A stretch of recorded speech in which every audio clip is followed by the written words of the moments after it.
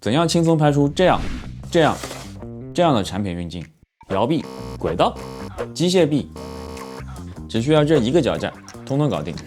我现在手里的是优男子最新推出的 JJ06宁俊杰06灵巧运镜三脚架。在这段时间的使用中，我发现了它几个比较实用的使用方法，在这里来分享给大家。一、360度环绕运镜。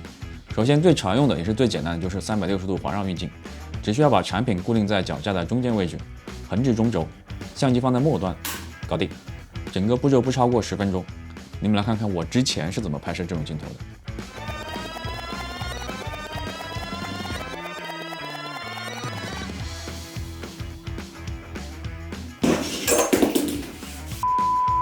2、桌面90度旋转运镜，这个也是大家比较常用的产品静物拍摄方式。使用方法跟360度环绕运镜差不多，但是脚架是位于桌面下面的，静物摆放在脚架的中轴中心位置。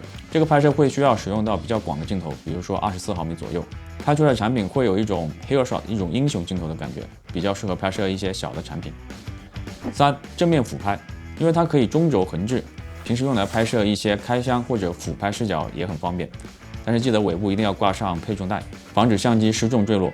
作为俯拍的衍生用法，就是俯拍横扫镜头，只需要解锁下面这个云台的锁止，就可以拍摄这种镜头。4、低角度推进。以往这种镜头你需要稳定器导致或者特殊的拍摄车才可以做到。如果是平面拍摄，这种低角度也不需要跟之前一样麻烦的拆卸中轴来导致安装了。5、终极玩法，搭配可以自动跟踪的 Osmo Pocket 或者任意的可以自动跟踪的稳定器，加上一个滑轨，你甚至可以在一定程度上实现几万块的机械臂的拍摄方法。好了，在视频的最后，如果你们还有其他更多神经病的玩法，请分享到评论区。我是 Hak， 喜欢记得点赞关注，大家下次见，拜拜。